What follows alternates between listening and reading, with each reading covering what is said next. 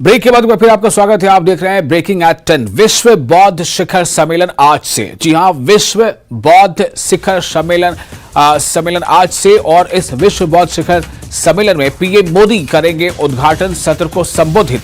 संस्कृति मंत्रालय द्वारा 2 दिवसीय सम्मेलन का आयोजन। 2 दिवसीय शिखर सम्मेलन का आयोजन, चीन शामिल नहीं होगा। ये इस वक्त की अहम खबर आपको दे रहे हैं। पीएम मोदी करेंगे उद्घाटन सत्र को संबोधित, यानी जो इनॉग्रेल जो सेशन है उसको पीएम मोदी संबोधित करेंगे।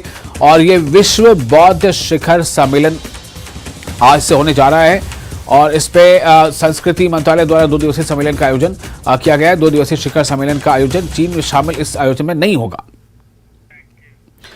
शिमला नगर निगम चुनाव, श्रीकांत शर्मा पहुंचे शिमला। बीजेपी के लिए चुनाव प्रभारी पूर्व मंत्री सुखराम चौधरी ने किया स्वागत।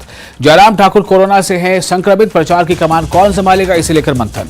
तो इस वक्त एक अहम खबर शिमला से है, चूंकि हिमाचल प्रदेश के शिमला में नगर निगम का चुनाव होना है और दोनों पार्टियां, बीजेपी और कांग्रेस, दोनों पार्टियों ने साथ ही साथ जो निर्दलीय उम्मीदवार हैं या आम आदमी पार्टी के, सबसे पूरी ताकत लगा रखी। लेकिन बीजेपी उम्मीदवार में कांटे की टक्कर वहां पर इसलिए है जहां तक दोनों एक दूसरे को घेरने की कोशिश कर रहे हैं। बीजेपी का आरोप है कि कांग्रेस जो है वो वादे नहीं निभाती है। कांग्रेस का आरोप है कि बीजेपी विपक्ष में इसलिए इस तरह के बयान दे रही है।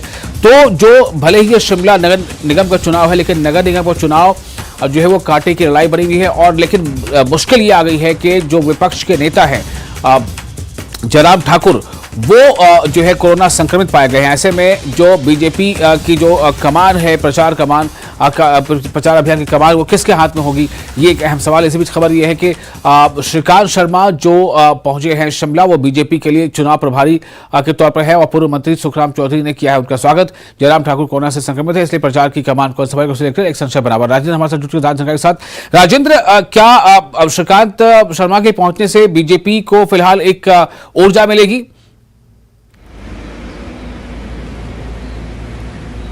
बिल्कुल वैशाल, ये उम्मीद लगाई जा रही है भाजपा की तरफ से कि श्रीकांत शर्मा केंद्रीय प्रभारी हैं, उनके पहुंचने से पार्टी एकजुट होगी और एक दिशा में आगे बढ़ेगी भी, क्योंकि केंद्रीय प्रभारी है, इनकी रिपोर्ट बहुत मायने रखती है।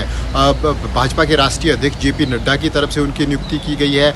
ऐसे में जब श्रीकांत शर्मा यहाँ से वापस जाएंगे, दिल्ली में अपनी रिपोर्ट सबमिट करेंगे, वो रिपोर्ट काफ़ी मायने रखती है कि क्या कुछ नगर निगम चुनावों के दौरान भाजपा के बीच में हुआ और किस प्रकार से चुनाव प्रचार हुआ और कितनी उम्मीद यहाँ जीतने की थी और कितनी संभावनाएं हैं। ये तमाम चीज़ें अब इनको ध्यान में रखते हुए अब सभी पार्टी के कार्यकर्ता और नेता कोशिश करते हैं कि एक अच्छी इमेज श्रीकांत शर्मा के समक्ष रहे। आज कुछ देर बाद अब उनकी मीटिंग करीब 11 सवा 11 बजे पार्टी प्रदेश मुख्यालय दीप कमल में शुरू होने वाली है। तमाम भाजपा के बड़े पदाधिकारी इस बैठक में मौजूद रहेंगे। नगर निगम शिमला से संबंधित, चाहे वो फिर प्रदेश अध्यक्ष हो या फिर तमाम जो प्रभारी लगाए गए हैं, उनमें से भी बड़े नेता इसमें बैठक में मौजूद रहेंगे और फिर आगे की रणनीति तय की जाएगी। इसके अलावा पहले किस प्रकार से काम हिमाचल भाजपा ने किया है नगर निगम चुनावों को लेकर, क्या रोड मैप तैयार किया है, उसके बारे में भी श्रीकांत शर्मा को अवगत कराएगा। इससे पहले भी कई बार वो हिमाचल आ चुके हैं और हिमाचल की परिस्थितियों से लगातार वाकिफ भी हैं।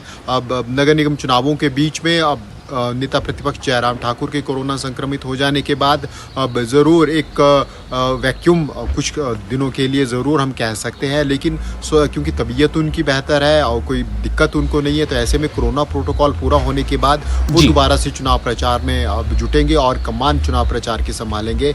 तो ऐसे में भाजपा उम्मीद भी कर रही है कि जल्दी से जल्दी उनका प्रोटोकॉल पूरा हो, क्योंकि 3 दिन हो चुके हैं उनको कोरोना पॉजिटिव हुए। तो ऐसे में अब कुछ ही समय शेष बचता है और मतदान के 2 तारीख को होना है, 2 मई तक। तो ऐसे में एक अच्छा खासा समय उनको भी चुनाव प्रचार के लिए मिल जाएगा। वहीं तमाम नेता भाजपा के अभी चुनाव प्रचार में जुटे हुए हैं, चाहे यहाँ से पूर्व मंत्री सुरेश भारद्वाज हो या फिर प्रभारी बनाए गए हैं पूर्व मंत्री सुखराम चौधरी, वो चुनाव प्रचार में जुटे हुए हैं। भाजपा ने वार्ड वाइज जिम्मेदारी लगाई है प्रभारी और प्रवासी प्रभारी के रूप में तमाम विधायकों की, और इसके अलावा प्रत्याशी विधानसभा चुनावों में जो रहे हैं 2022 में। चलिए, बहुत शुक्रिया आपका राजेंद्र इस खबर पर जानकारी देने के लिए। इसी के साथ हम खबरों का अब रुख मोड़ेंगे और अब बात करेंगे कोरोना की। कोरोना के मामलों में